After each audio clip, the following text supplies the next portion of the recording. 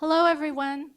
Welcome to the 2019 Ethnic Studies Keynote Lecture, Lynching in American Public Memory with Dr. Ersula Orr.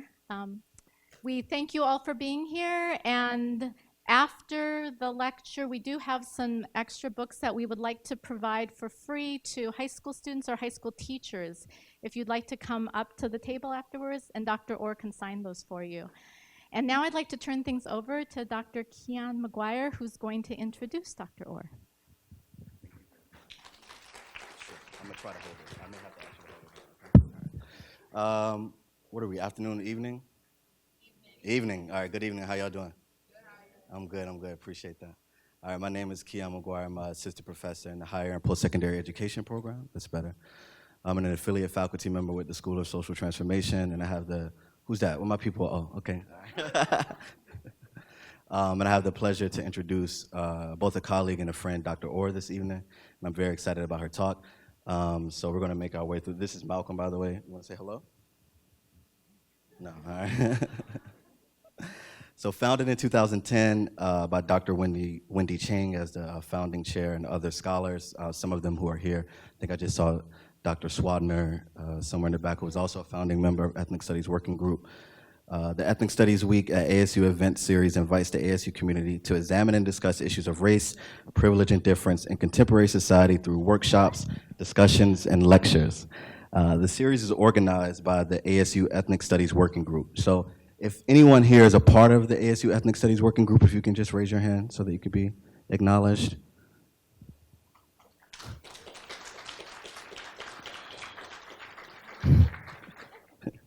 So the group consists of interdisciplinary scholars who explore the experiences of diverse communities in the U.S. with an emphasis on addressing systems of inequality that have valued and simultaneously devalued individuals based on race in relationship to gender, class, sexuality, and other social factors.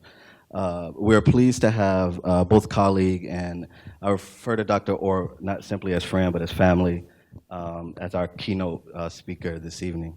Dr. Orr is the Lincoln Professor of Ethics in the School of Social Transformation and Assistant Professor of African and African American Studies and Rhetoric at Arizona State University.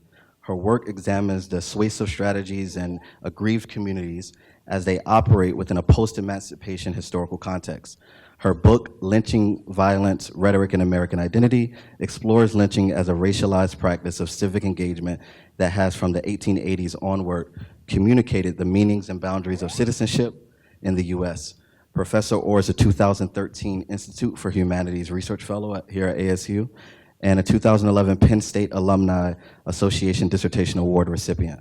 I always joke and say, beyond being like really busy and in high demand, Dr. Orr actually represents the best of publicly engaged scholarship.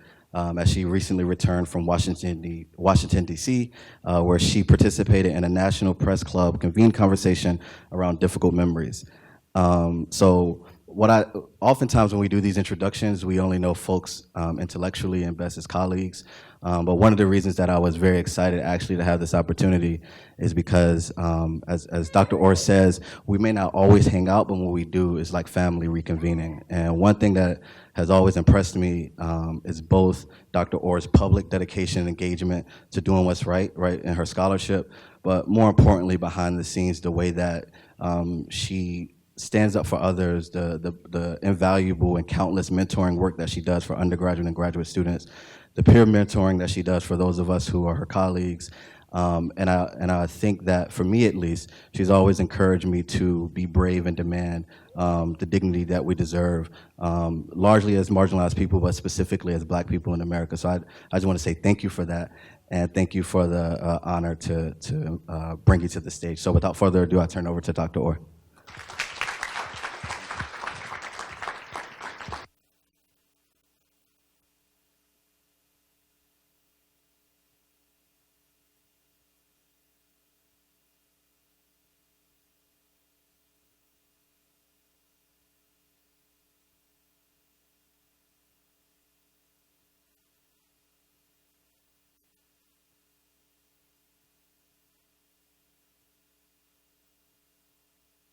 Can you all hear me now?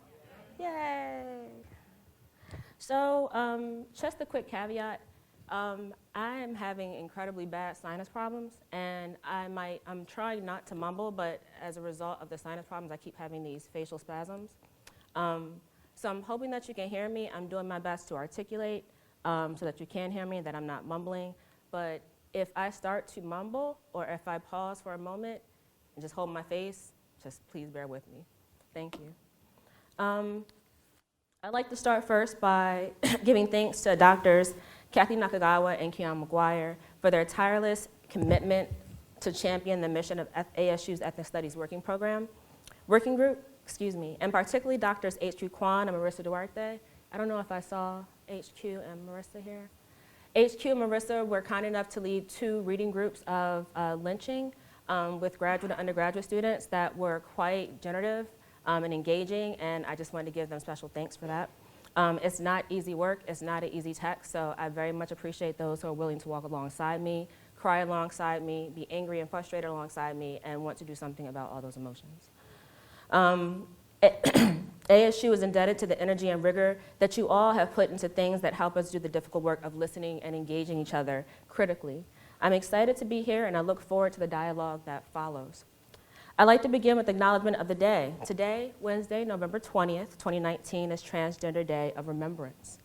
On this day, we honor the memory of transgender people whose lives were lost in acts of anti-transgender violence. Since records began in 2008, an estimated 3,300 members, over actually 3,300 members, of the trans and gender diverse community have been murdered globally. This year in America, at least 22 trans women have been murdered, the majority of whom were First Nation, Black, and non-Black trans women of color. In recognition of their lives and legacies, I ask that we take 22 seconds of silence and remembrance of the trans women who have been murdered this year so far.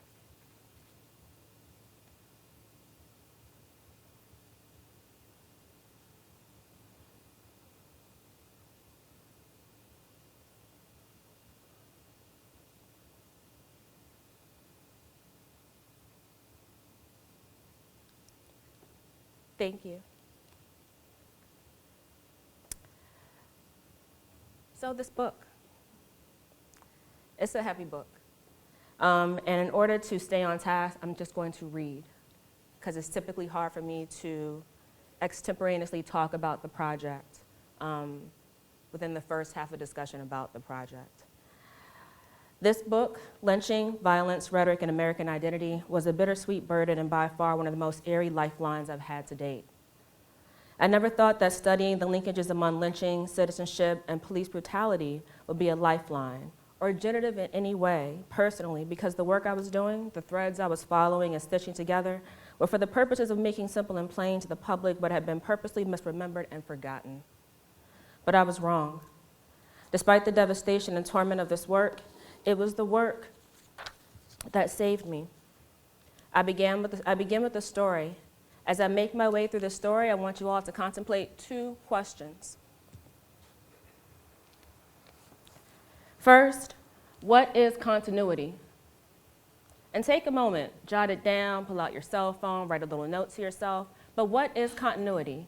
And take a quick moment to jot down some words. Continuity is this, or this is what comes to mind when I think about continuity, or I see this image, or these linkages, or these pictures, or these connections, or disconnects when I think about continuity. Second question, why might people find continuity between things troubling or scary? Again, first question, what is continuity? Second question, why might people find continuity between things troubling or scary?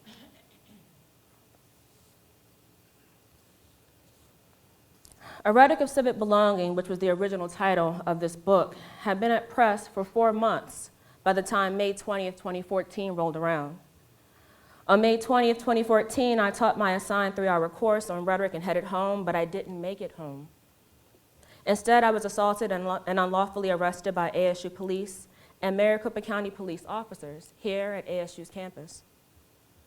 I, aside from the emotional scars, a few more grays, a lot more gray, at a little less LBs, and for the most part, very much the same person I was on May 20th, 2014. How interesting, though, that it took all these people, 6 men, 2 women, and 2 separate police departments for one little old me. While in jail that night, I contemplated 2 things. First, how to construct an ethos that rendered me innocent, despite knowing that in America I was always already guilty. And 2, how was it that I survived an incident that far too often left folks who looked like me dead in the street? Surreal doesn't begin to describe what it feels like to find yourself a subject of your own work. While I knew I was tracing a history, and while I knew I was part of that history, I had only been touched as opposed to snatched up by that history. My assault and the very public battle that ensued was like this eerie afterword to the book that I had just written, and at the same time, this unnerving precursor to what had yet to come. What came next was body after body after body. Eric Gardner's body, Michael Brown's body, Sandra Bland's body, Tamir Rice's body, Freddie Gray's body, dead in the street. What came next was Ferguson burning, my hometown of Baltimore burning, and the death of my father in July of 2015.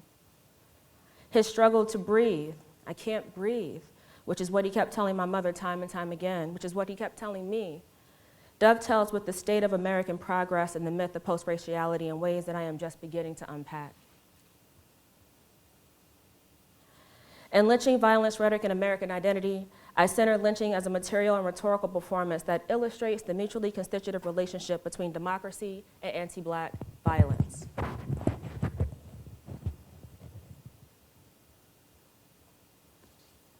In doing so, I demonstrate the ways lynching and its rhetorics, ergo, ways lynching creates unity and division, transmits ideologies, and informs and persuades, have been and remain interwoven both with the formation of America's national identity and with the nation's need to continually renew that identity.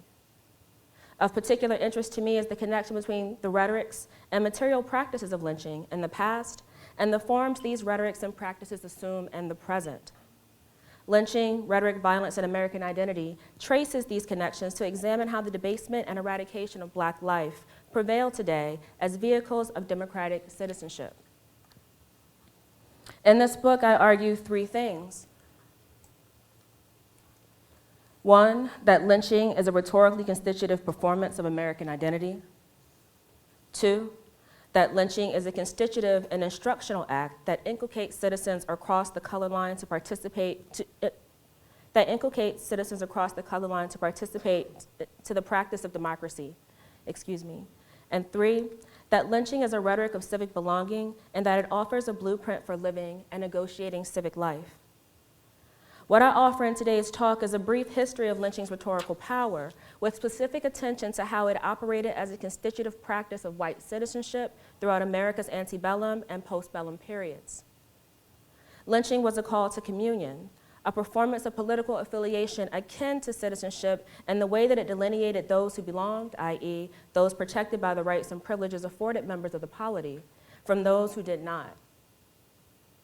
I offer this briefing as a framework through which we might understand the shooting death of Trayvon Martin, among others, as a modern-day lynching. From the language used to rationalize Zimmerman's actions to the logic and outcome of the trial, the story of Trayvon Martin and George Zimmerman exhibits how the discourse and practice of American lynching have been adapted in the 21st century in ways that sustains a democratic project predicated upon the circumscription and eradication of Black life. Like lynchings of the past, Trayvon's lynching exhibited language that framed the teen as a perversion of the norms constituting the retreat, and thus an appropriate target for removal. To call Trayvon's murder a lynching, then, wouldn't be hyperbolic. That is, it wouldn't be an embellishment or an extravagant overstatement. Instead, it would be an astute observation of how the past continues to reverberate in the present.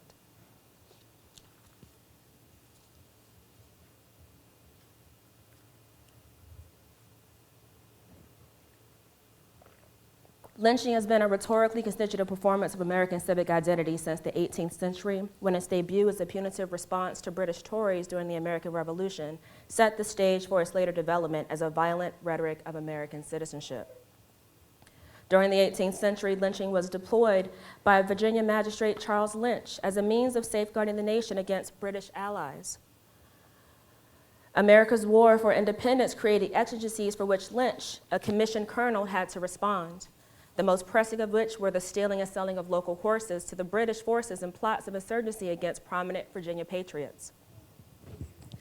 Because local courts were only examining courts, and the closest court to assess felonies was over 200 miles away, Lynch was forced to adapt.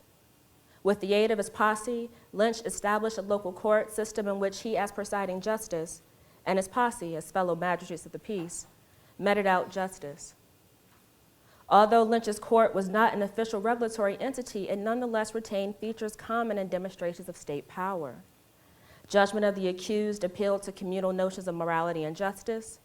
Confessions were solicited, and the guilty were punished before the eyes of the public. Lynch's court was, for all intents and purposes, a court whose judgment aimed to protect America from threat by expelling the enemy within. In doing so, Lynch law not only secured the borders of America, but defined who was and who was not a member of the burgeoning new nation. Lynching served then as a political and symbolic curative. Expelling the enemy within helped to alleviate the people's anxiety over an imposing threat, while at the same time strengthening the fictive bonds of kinship, those imagined notions of an us, underwriting American identity. Under these conditions, Lynch law became an expression of national loyalty that made the lyncher, justices, and supporters of Lynch's court synonymous with the American loyalist. Freudian slip. The Dogwood Tree poem, a familiar axiom, hooray, Colonel Lynch, Captain Bob Calloway, they never turned a Tory loose until he cried out liberty, was an early cultural expression that cast lynching and its practitioners as pursuant of democracy.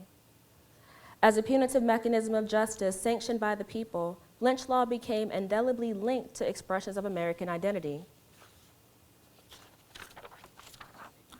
Individuals who agreed to be governed by a shared set of principles were in turn endowed with the power to judge and mete out punishment against those they deemed a threat to their way of life. The rhetorical power of colonial lynchings turned on their capacity to unify early Americans through violent public action, shared sentiment, and an imagining of the people as a politically sovereign body as opposed to British subjects. Lynching during the American Revolution expressed ideals of popular sovereignty that framed the practices as the people's right to enforce a democratic ideal in lieu of those who posed the threat to the pursuit for American independence. As historian Frank Shea explains, quote, in those early days, an informer, a British loyalist, was invariably in the service of the crown and therefore any thanem to all patriots who, when he was unmasked, undertook to flog him and to hold him up to popular exposure and contempt, end quote. Tories became emblems of national contempt and suffered a combination of public flogging, tarring, feathering, imprisonment, fines, expulsion, and hanging. Communal spirit characterized these lynchings of political enemies and legitimated the assumed autonomy of the people to mete out justice. Tories were the enemy within, the political other against which Americans defined themselves, and through collective support for a judgment of Tories and violence against them, reinforced their own political identities as well as the boundaries of the polity. In this way, lynching was the enactment of an argument, one that articulated American identity as anti-British and deathly opposed to tyranny. Under these conditions, lynching became a practice of political affiliation that delineated America's us from Britain's them, a vehicle through which Americans communicated a sense of belonging and national identity. Lynch and his outfit were never reprimanded for their actions. When brought before the General Assembly on counts of illegal activity, he and his justices were exonerated, and Lynch was later appointed to the Court of Common Appeals, colonial America's equivalent to the Court of Appeals. During their trial, the Assembly ruled that although the group's actions may not have been, quote, strictly warranted by law, notice the language, lynching was nevertheless justifiable and appropriate given the threat Tories and the rising insurgency posed to the surrounding community. The trial resulted in the act to indemnify certain persons and suppressing a conspiracy against the state, which was legislation that retroactively legitimated deputized citizens to pursue and suppress perceived insurgents under the guise of national security. So imagine this. Imagine that there was a law that went out after a heinous crime was committed that rendered the criminals innocent, right? This is technically what this piece of legislation did during the period of colonial America. I kind of think about this as a precursor to double jeopardy of sorts.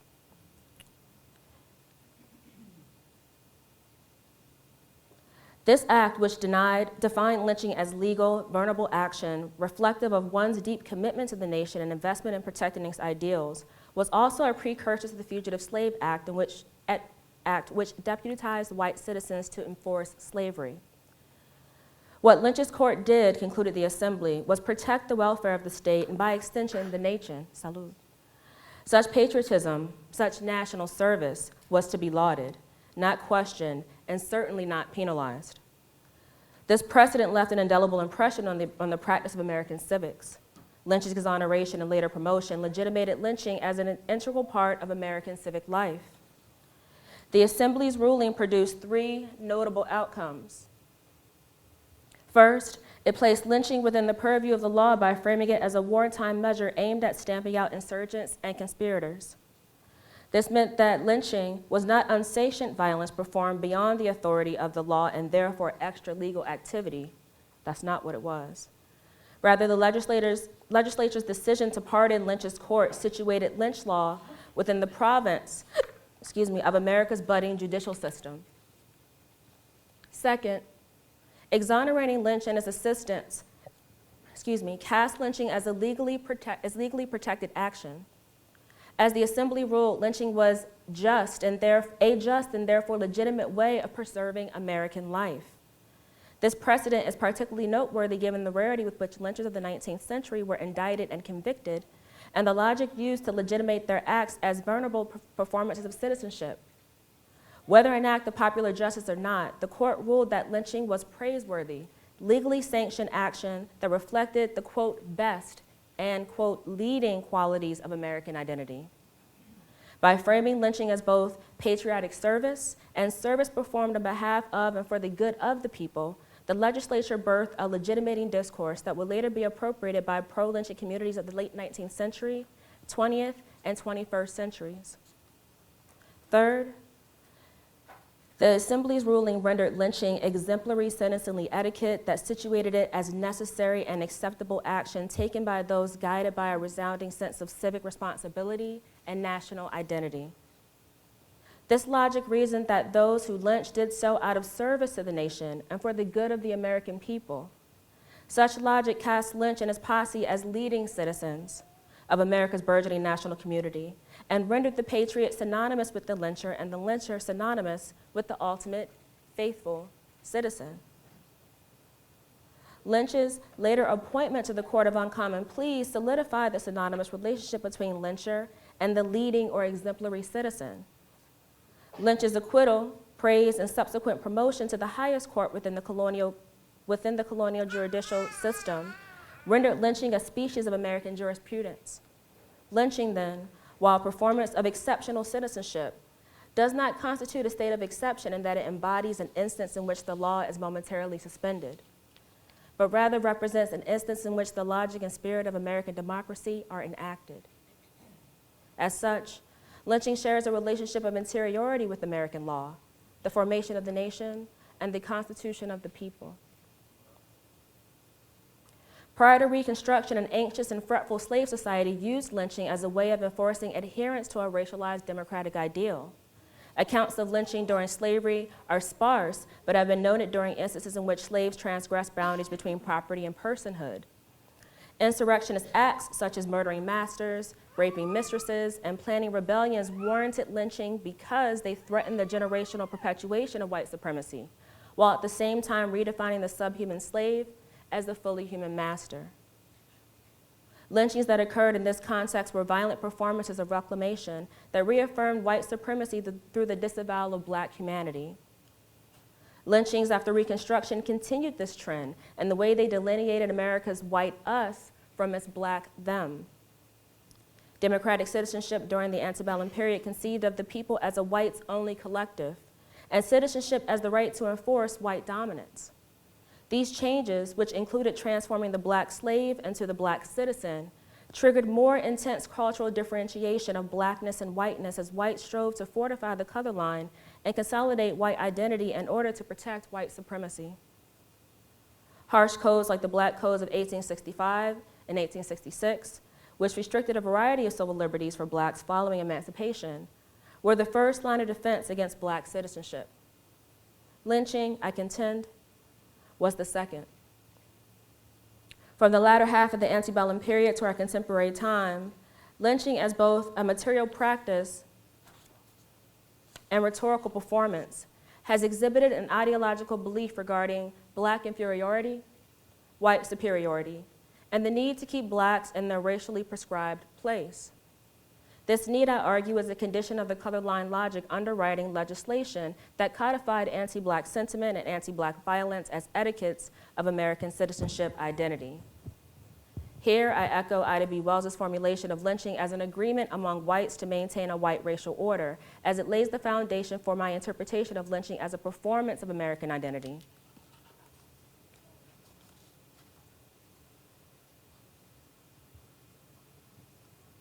The investigative journalist, businesswoman, and spearhead of the anti-lynching movement exposed the underpinnings of lynching to reveal that lynching had nothing to do with regulating black criminality or safeguarding the honor of white women from lascivious black beasts. The singular focus of lynching, explained Wells, was to nullify the constitutional rights of black citizens, more specifically of black men, through race and gendered codes that frame white women as worthy of protection from rape, and black women as wanton, licentious, and promiscuous women who could not be raped on account that they were already bad women. Asserting that lynching enacted white rejection to the civic prosperity of blacks exposed the hypocrisy of American democracy and anticipated what philosopher Charles Mills would later describe as the racial contract. Following this framework, when Wells asserted that lynching was America's national crime, she was in part arguing that lynching was proof that democracy wasn't about maintaining equality among the people, but instead about maintaining equality among the only people who counted, the only people who mattered, i.e., white people. What I refer to here as color line logic then reflects the way lynching and contemporary manifestations of lynching, such as anti-black police brutality, not only racialize civic space as spaces for whites only, but moreover, how such performances work to maintain a racial polity and a racial state in the midst of our supposedly post-racial condition. Lynching, Violence, Rhetoric, and American Identity builds on Wells's insights to examine the interpretive and symbolic work of lynching from the 1880s onward, and the ways the lynched black body has and continues to index the ongoing struggle over the meanings and boundaries of American identity in the US. On February 26, 2012, 29-year-old self-appointed neighborhood watchman George Zimmerman shot and killed 17-year-old Trayvon Martin at The Retreat, a gated community located in Sanford, Florida. According to Zimmerman, the hooded teen armed with Skittles and an iced tea posed a grave and immediate threat to the community. In his recorded call to police, Zimmerman conjured stereotypes of the black thug when he described Trayvon as a, quote, really suspicious guy who was, quote, up to no good. Lamenting, quote, these assholes, they always fucking get away, these coons, end quote. This wasn't Zimmerman's first call to the police, but instead his latest in a litany of complaints that alleged burglaries and other suspicious activity by young African-American men not of the neighborhood. Like the previous 46 calls, Zimmermans Call the night of the shooting revealed a preoccupation with policing, judgment, and keeping blacks in their place. While he was not an official officer of the law, Zimmerman's role as the gun-carrying vigilante neighborhood watchman imbued him with the authority of judge, jury, and executioner. Chief the Zimmerman's self-appointed role then was not only discerning who belonged to the retreat, but also meting out judgment against those who trespassed. This determination, which was Zimmerman's alone, normally resulted in a call to local police about suspicious activity in the neighborhood, hence the 46 previous phone calls. Yet his call that night of the shooting, in which he lamented over asshole coons getting away with crime, suggested that February 26, 2012 may end differently. While the autopsy report showed that a gunshot to the chest killed Trayvon Martin, it was the language, specifically Zimmerman's description of Trayvon as a black boy up to no good, that quickened the teen's death. Zimmerman's call to police describing Trayvon as a really suspicious guy who would, like others, get away if Zimmerman did not intervene, invoked the sense of urgency that at once licensed violence against Trayvon while at the same time casting Zimmerman as the earnest and stalwart community member protector. As a result, Zimmerman's framing, which marked the retreat as a certain kind of space, imagined for a certain kind of body, not only cast Trayvon as one who did not belong, but also as the enemy against which Zimmerman must defend. During the trial, the defense further bolstered this perception by juxtaposing the image of a white female resident of the retreat with an image of a shirtless, thugged-out version of Trayvon. Casting Trayvon as a thug contested the notion of an innocent boy through imagery that adultified him, imagery that criminalized him, and imagery that resounded with justifications given for lynching and the way it changed the narrative from Zimmerman, the racist murderer, to Zimmerman, the chivalrous hero protecting white women and the white community from black threats. Inviting the jury to perceive Trayvon's intent via tropes of white innocence and black criminality, rhetorically whitened, and as a benefit of this whitening, expunged Zimmerman's guilt by, as the nation's Mikal Denzel Smith remarked, quote, literally invoking the same justification for the killing of Trayvon Martin that you would during lynching, end quote. From this vantage point, it becomes easier to see how a jury of mostly white women, framed as potential victims of the hooded coon up to no good, came to determine Zimmerman's innocence. As they concluded, Zimmerman was protecting his community from the black thug criminal who wished to do them harm. Profiling Trayvon till his death, then, was neither racist nor murderous, but rather an act of chivalry and community that unfortunately resulted in the death of an innocent black boy. From the language used to rationalize Zimmerman's actions to the logic and outcome of the trial, the story of Trayvon Martin and George Zimmerman exhibits how the discourse and practice of American lynching have been adapted in the 21st century in ways that sustains a democratic project predicated upon the circumscription and eradication of black life. Is that rain? All right. I was just wondering, okay. Like lynchings of the past, Trayvon's lynching exhibited language that othered and criminalized blackness. Describing Trayvon as the suspicious coon up to no good framed the teen as a perversion of the norms constituting the retreat and thus as an inappropriate target for removal. Like lynchers of the past, Zimmerman was Like lynchers of the past, Zimmerman was never arrested, held, or investigated following the murder, but instead walked freely for 44 days before Florida officials yielded to national pressure to indict him.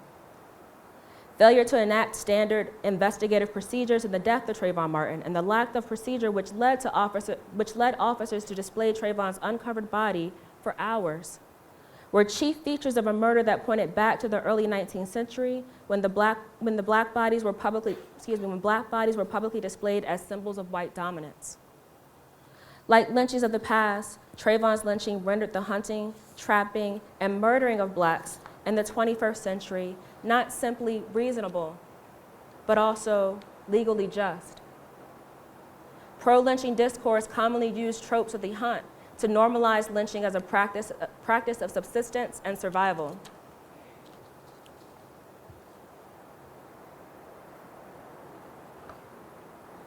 Zimmermans Call upon this discursive history when he dismissed dispatches' directions to stay in his car and instead go out on foot to hunt Trayvon to his death.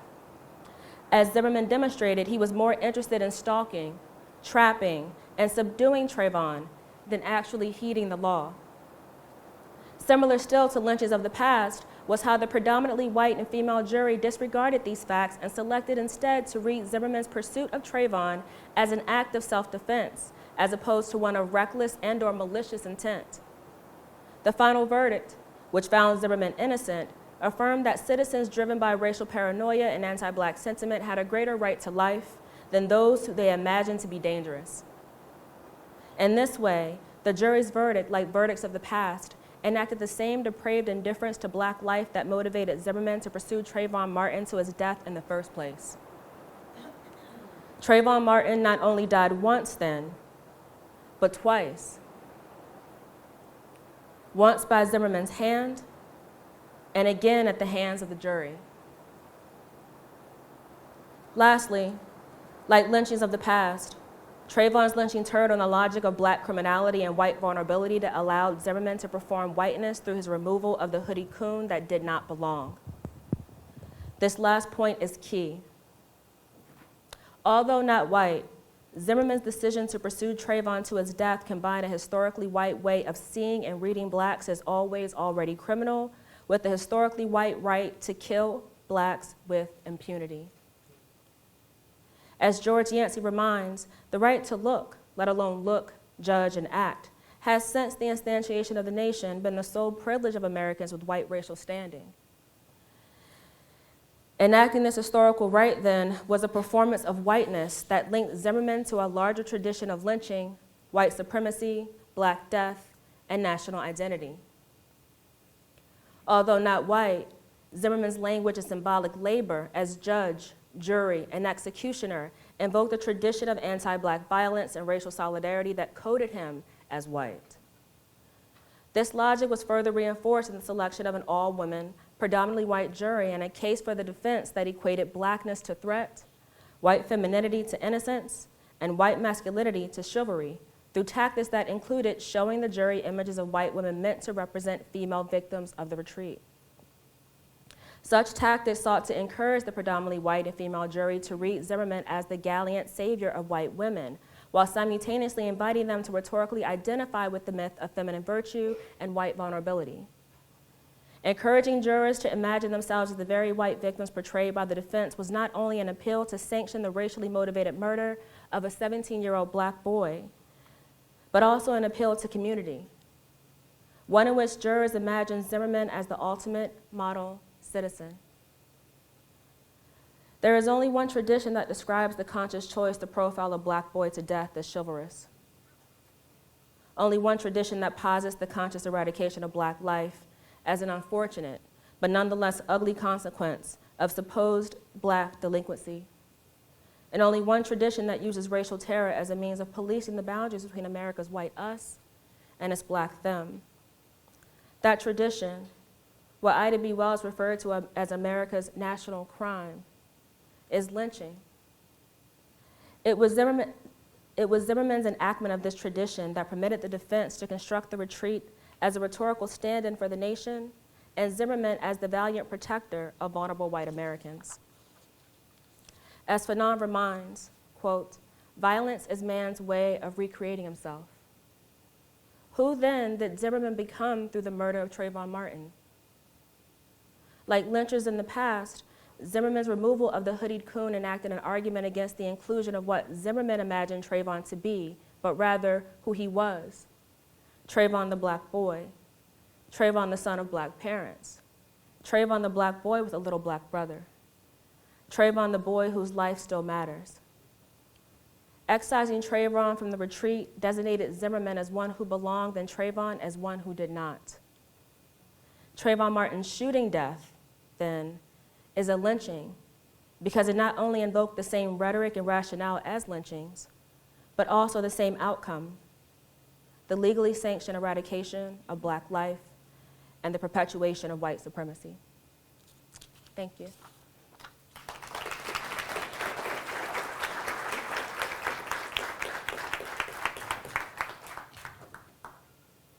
We have some time for questions, so if you'd like to raise your hand, I'll bring the microphone around.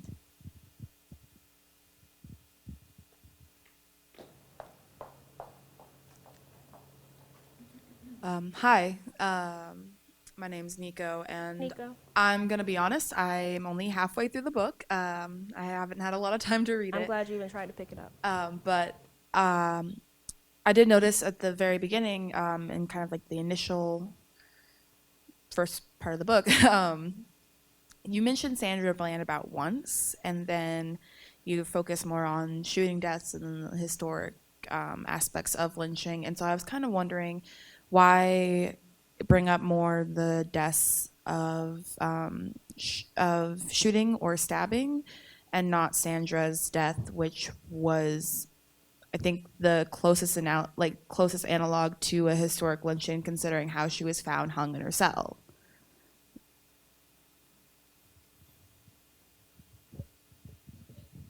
I want to make sure I get this right.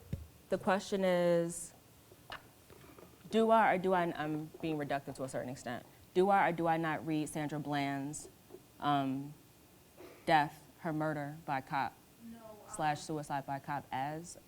No, I was just kind of wondering why not bring her up, because you mentioned her name at the beginning, but not actually that I've seen, at least her actual murder. And so that I found that like the closest analog to an actual historic lynching, so I'm kind of wondering why that one wasn't brought up. So specifically with regard to Sandra Bland's situation is that this was, we don't have detailed information exactly how she came to pass the way she came to pass, whether there were actual officers who assisted or if she was assisted by being ignored in a sense, right? With regard to lynching, it's an orchestrated, organized, communal effort, right? And when I say orchestrated and organized, I mean there are people who are contacted, people who are connected.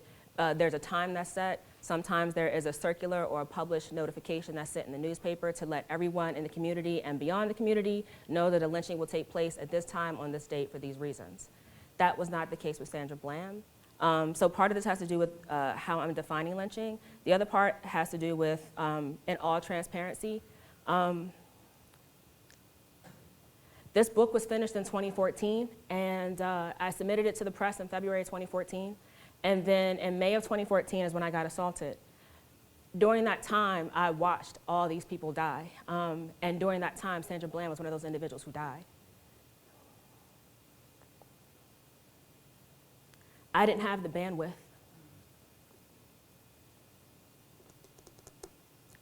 I didn't have the bandwidth to attend to her and her situation and think through that, because there were too many points of commonality between her situation and my own situation. And in addition to the fact that she had been identified throughout her life as a person who was unruly, who did not take kindly to orders and direction, who was a problem child and a problem individual throughout her life.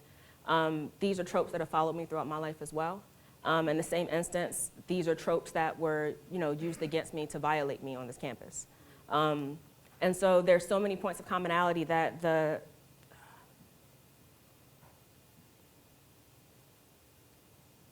care is important. So while she belongs in this text and she is in this text, and there's a second book that's coming out, I have a second book called Civility While Black and Female that focuses specifically on citizen police encounters, specifically with regard to Black women, women of color and trans women of color, and the police, and how the discourse of civility or civilizing rhetoric is used to discount their performance of citizenship and just action and knowledge of, and legitimate defense. So rendering their ability to defend themselves in a moment of violence, right, unjust. So criminalizing one's natural, innate, right, protective measure, right, to defend and protect oneself. That book is looking at those cases, and Sandra is my, I hate saying it like this, but she's my prism. Part of paying attention to Sandra's situation helped me create my own defense against the university, ABOR, and several other entities. So I have a lot of work to do. So she's not forgotten and she's not missed. I'm just giving time for I'm giving space and time for myself to be human. So thanks.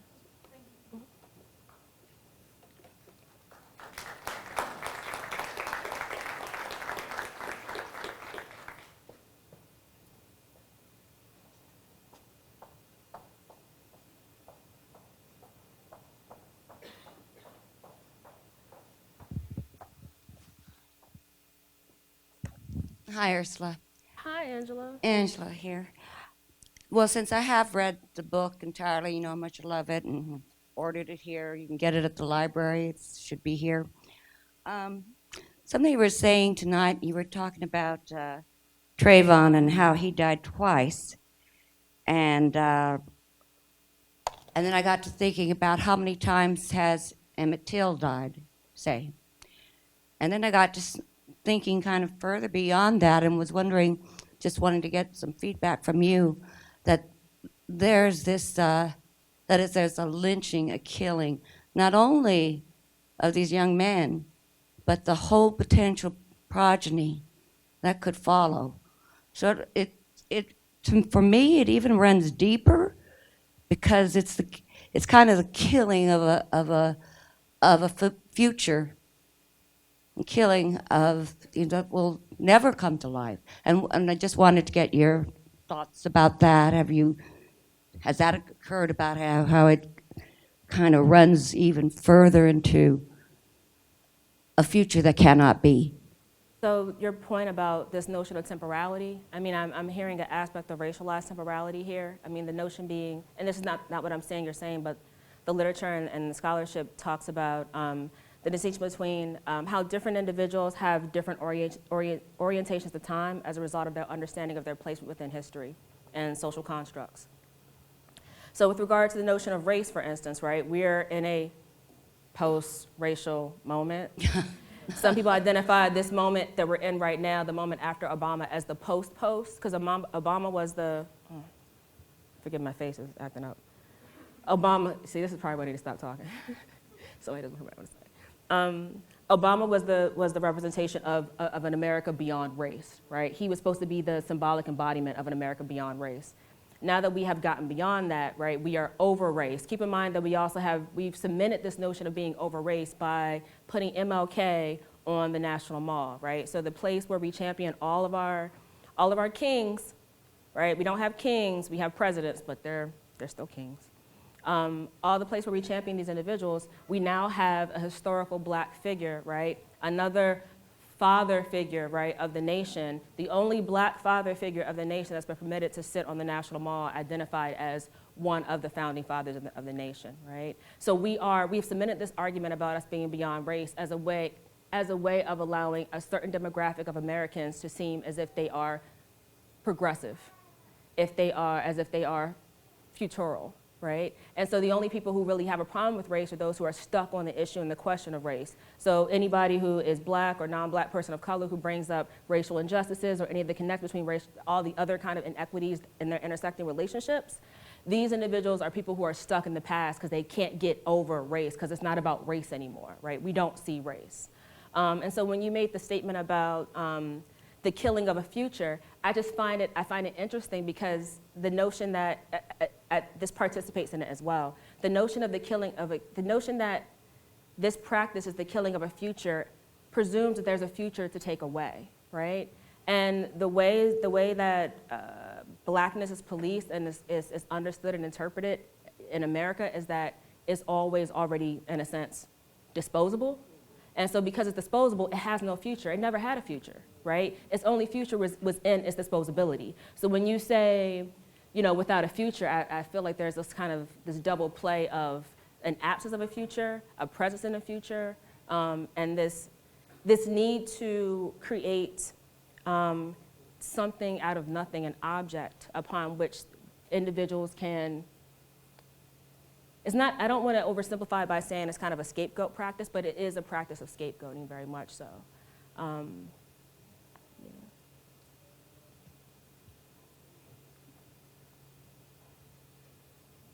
Thank you so much for your work. and for mining this kind of archive, which is not a easy task. I was wondering if you could talk a bit more about where the body functions in lynching as both a kind of rhetoric and a practice. I mean, the various people you mentioned Trayvon Martin's body, of course Mike Brown, and even Bland, the images that circulated online after that suggested that they might have been taken post mortem. So I guess just the place of of bodies in the kind of rhetorical fashioning of citizenship. The body is a text, and the body articulates and it communicates. It does this verbally, it does this performatively. I mean, as a rhetorician, I see it all as performance. When I say performance, I mean an actual enactment, right? Anybody who's in performance studies, this might ring a bell. Anybody who's in theater, this might ring a bell. This part of the reason why it might ring a bell is because we used to all be housed in the same place. There wasn't rhetoric, communication, performance, elocution. It was all in one house together. But the body is a text, and it articulates and it communicates. And there are also different literacy practices tied to different subject positions that permit them to read certain bodies in certain ways.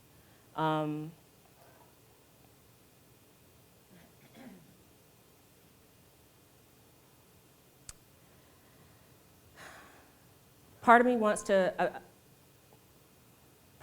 draw the connection between an imagined threat, right, and the language and the discourse that we use to materialize that imagining, to make that imagining real, so real that what you imagine, right, ends up snatching my life.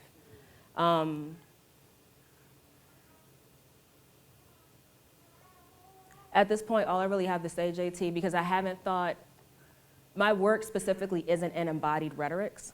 And the question that you're asking gets more to this notion of, for me, what does it mean to enact and perform within a particular body? And as I'm thinking about this is, with regard to lynching, is simply the presence of blackness that draws the attention and legitimates the violence. It is an invitation of sorts to violence because the way that blackness has been socially constructed. I know I'm not answering your question, but maybe tonight, for a couple of adult beverages, I might be a little looser and be able to more clearly articulate myself. Great job. Love this work. That's very important. I wanted to ask Dr. you Bailey. about performance. You talk about lynching as a performance, right? And I'm wondering if you've thought about talking about it as performative, that it reiterates, it creates a norm, so it normalizes black violence, violence against black people. Right. It normalizes racial terror against black people. And so that gets to continuity, because even now, I wonder what your thoughts would be about that normalization that gets ascribed or attached to black people, the normalization of racial violence against black people, and then the sort of taking up of lynching rhetorics by, for example, the barbarian in the White House using lynching, and Clarence Thomas using high-tech lynching. How does that connect to this normalization?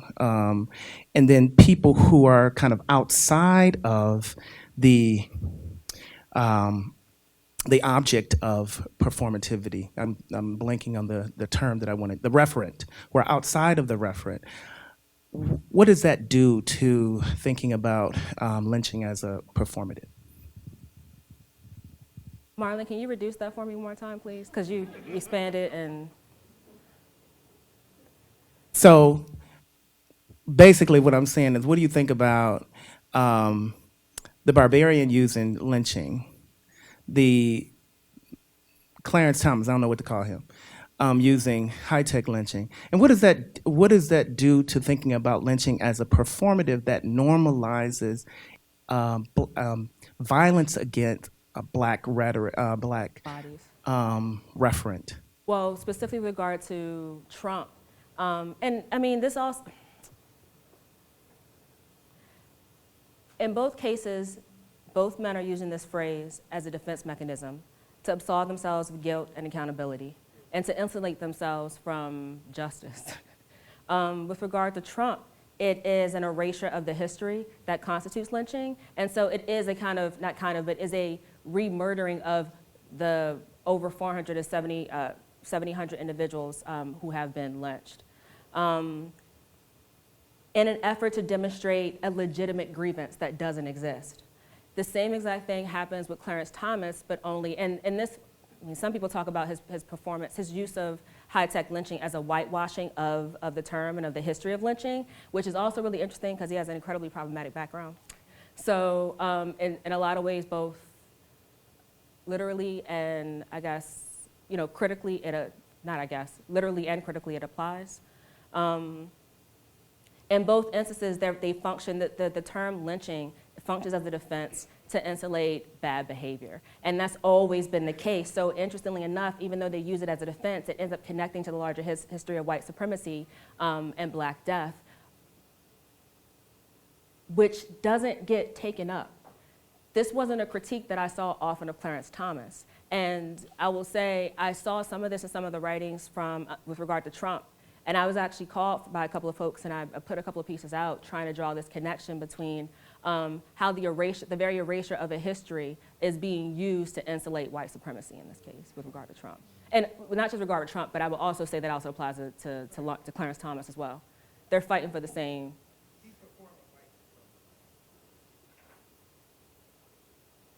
Dr. Ward? This is sort of an extension of Dr. Bailey's question. How does that question get mapped differently onto the bodies of Bill Cosby, R. Kelly, and Kanye West, who also conjured the rhetoric of lynching in their defense of their misogynoir? And so I'm wondering if you could talk a little bit about the ways in which contemporary Black men also engage, and maybe Clarence Thomas is part of this as too, but the way in which they engage in a kind of on the one hand, it's an attack on white supremacy, right? This white supremacist criminalization system has its boot on my neck, but the boot is being placed on the neck. The boot is desired. It's right. at the expense of Black women in a particular way.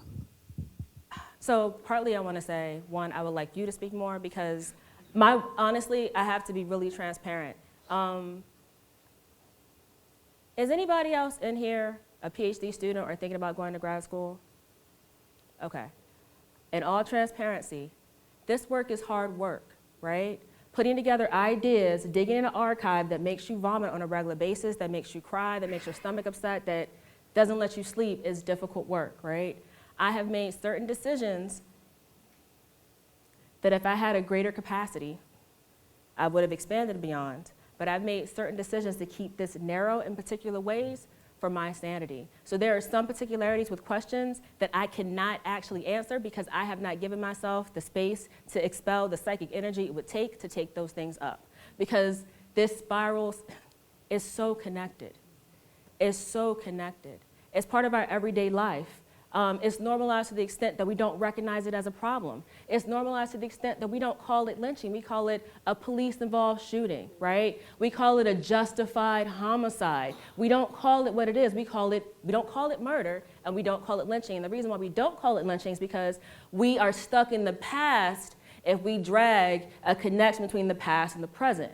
And going back to this question about continuity that I had earlier, that I would love to hear, people's responses about what points of continuity have they recognized, what points of continuity are they recognizing that, they might not want to make, they might not want to draw, the connections they might not want to draw. If you as an individual, or if you're thinking about other community members who would not like to draw these kind of connections, what does that mean for the nation as a whole? And what does that mean for our ability to sit together as individuals trying to figure out problems that affect all of us? Right? White supremacy isn't just my issue, and it's not just, Dan's issue or Benny's issue. It's everybody's issue, right? We all suffer from this, even when we benefit from it. So, Dr. Ward, I'd like to yield to you. I did? Okay.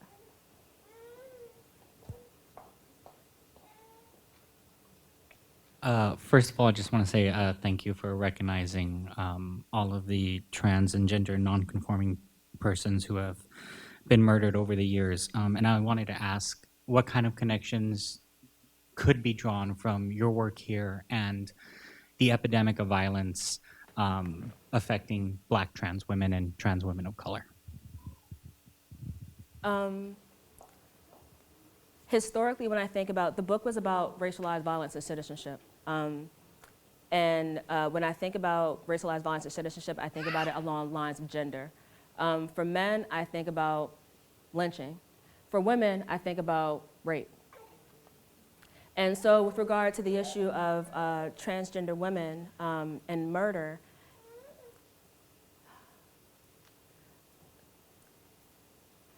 and the notion of lynching, the first thing that comes to mind to me is the way that this practice, this epidemic of murder, this extension of a tradition, and please correct me with my language, because I'm working to get this right, but it ungenders the individual in ways that I haven't fully thought through, but again, this is because I'm thinking about lynching along specifically gendered lines, which does not mean that women weren't lynched either. They were, right? But lynching was very much about property. Who has property? Women ain't got property, right? Who has the capacity or the possibility of gaining access to property? Not women, right? What women, specifically Black women, do have access, or not access, but what they provide the nation is labor, both physical labor and reproductive labor.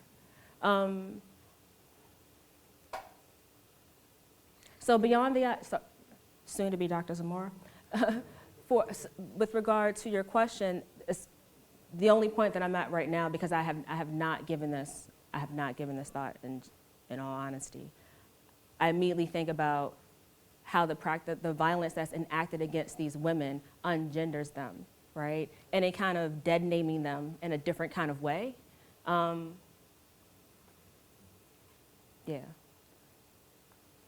And I say that in recognizing that there is another form of violence that would, I don't want to say that would correctly gender them, and I don't want to think about this along those lines. That's not productive. And I also don't know where it gets us. Again, I don't know, it's not productive. So I'm stuck in a moment trying to think it through. But I look forward to continued conversation because I know we will. Thank you for the question.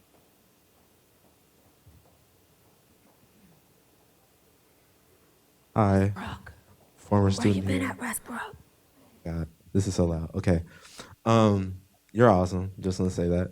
And I have a question in regards to like what you were saying about performativity and lynching as a performance almost. Like Of white identity. it made me think of like recently with the NFL and protesting like the national anthem. Like the national anthem is kind of like this performance that we do to show like our patriotism or our allegiance with the nation, and a Black man refusing to do that is resistant, or it's indicative of somebody who wants to go against a norm that doesn't represent them. So, and then everything that's followed, like Kaepernick as a person, Nike representing him, corporations backing him. My question is, how does lynching... For their financial benefit. Yeah, Be real clear about but that. my question is, how does lynching change the discourse in terms of resistance, in terms of how we respond to it on a level that isn't just like personal conversations, but on a greater like economic level? How do we respond in terms of like being individuals as part of greater economic systems and being able to resist in that way? So resisting specifically the violence, resisting the discourse, resisting the resisting the violence. Like, how does lynching change? How does our response change by these modernized lynchings in terms of what positions we're in, and like in the 21st century, what options that we have to have these discussions? Because people have platforms now. There are people with like large voices. So what do you think?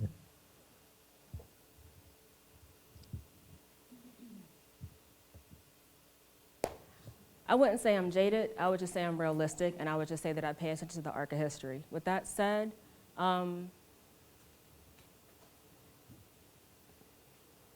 what I've documented here is a tradition that precedes me and a tradition that will continue after I'm gone. And the reason why I say that is because Black death is what constitutes American society, American identity, capitalism. So this sounds so bad, because I feel like I'm supposed to be giving hope, and I'm not giving any hope. And this isn't to say that I don't have hope. It just means that I.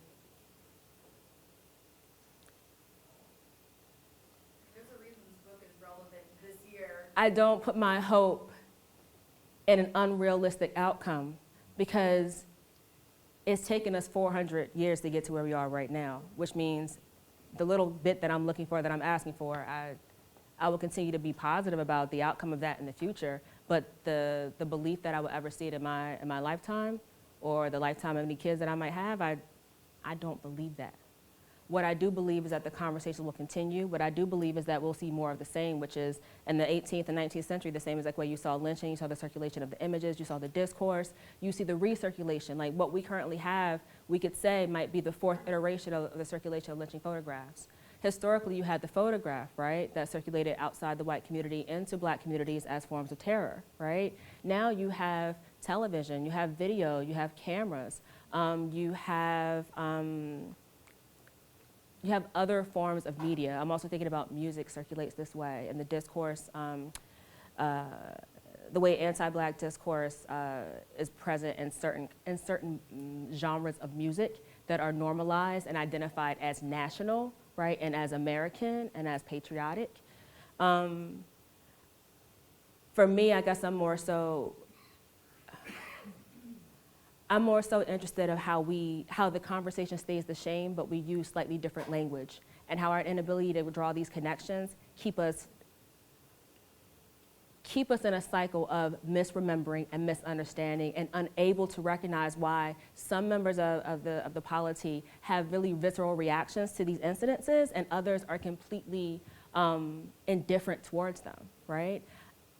The indifference, by and large, is huge. Right? In my mind's eye, in my gut, in my heart, in my person, that supersedes all, right?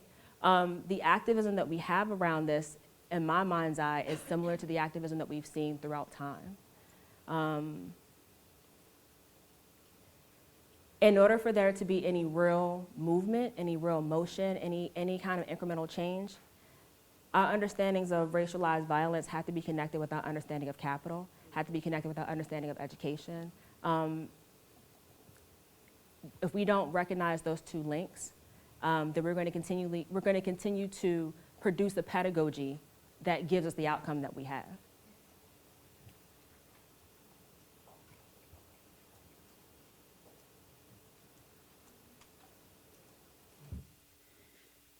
Thank you for sharing your wisdom with us today. So a key piece of lynching is the strangulation of life from someone. And so do you see a continuity of that with the sanctioning of the chokeholds, what's called a carotid technique? And if you do see that continuity, do you know of literature or documentaries I could follow up with so that I could better articulate that to my friends, family, etc.? No, I don't. First, that's a great question. No, I don't. But immediately when you started speaking about the slow choking, I thought about the notion of slow death. And in a lot of ways, either you die slowly through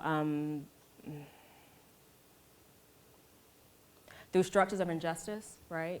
Economic, social, educational, financial structures of injustice, or you die slowly through a chokehold, or you die slowly through imprisonment, or you die slowly through poverty, or any intersection of these forces.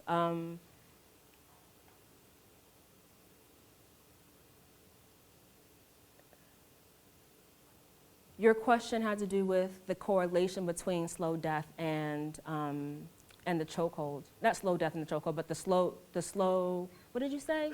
Strangulation?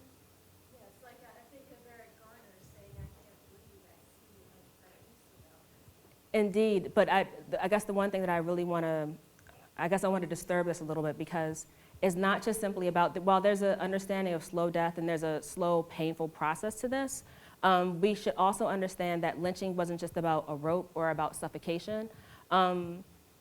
Lynching also happened through the riddling of bullets, right? So the death wasn't always about the long, torturous moments, but about a quick ending of life, right? Depending upon the circumstances of the situation. So I just want to make sure that we have an understanding of the both and. Yes, also I realized that I just kind of forgot exactly your question. Did I any close to answering it at all? What I do know is that I haven't read much of the literature on suppression, chokeholds, with regard to police tactics. What I have read up on more is about the police-citizen interaction, specifically the discourse and the language that police use, right? And that citizens likewise use or attempt to adopt in order to render themselves safe in moments of capture. That is what I know. I will say this, though. The larger history of not being able to breathe and the chokehold, slow death, suffocation, strangulation, these are all manifestations of what society does, period, right? So you have the actual performance of the moment of strangulation, of suffocation, right, of this slow death, but largely put, this is the construct in which American society has placed certain individuals in, because it needs to dispose of these bodies in order to constitute its sense of identity. It's sort of kind of like, this is how the wheels turn. And Westbrook is part of the reason why I'm just like, the wheels have been turning like this because the wheels were constructed to turn like this. This is the oil for the wheels. So what happens when you no longer have oil? That's what happens when you no longer have black bodies, right? What happens when you no longer have disposable bodies? You find another body by which to dispose of. But I'm just, really what I'm doing is, I guess, I'm spinning my own wheels, which is not what I want to do with other folks, because it doesn't put anybody in a position of, how do I think outside of this moment? How do I get outside of this sense of destitution? If this is all we have, then why am I still here? I don't want to bring anybody to moments of despondency, but this is one of the stopping points that I have a tendency to get at, because I can't see past the destitution. I can't see past the despondency. I can't see past the death. All I see is the continuance of more of the same, just in different iterations. And I take that as beneficial, because I feel as though that allows me to recognize a certain kind of pattern, and to be able to point out the pattern and draw connections between this pattern that I see and others that others might see as well. Because my whole thing in life is about, how do we negotiate the world, right? Well, at least I know about this thing that exists. I know how it operates. I know how it works. I know its insidious ways, right? I know how it looks out for me. I know how I'm surveilled in particular ways so that I am snatched up and captured by this very process. That knowing helps to keep me safe. So it's not a knowing that makes you feel good, right? It's a knowing that helps to keep you safe. And this really stems from, historically, in black families, you're not told to brush your teeth at night, right? You're instructed about who to talk to, who not to talk to, what to do when you walk out the door, how to speak to an officer, how to avoid white people in a certain way, how to not make certain folks upset and mad, because you always already are a target.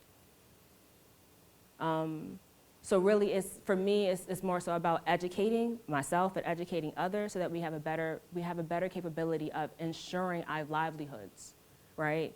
I feel like this knowledge is a production of agency, not this is how I get over and through something, other than through this knowledge.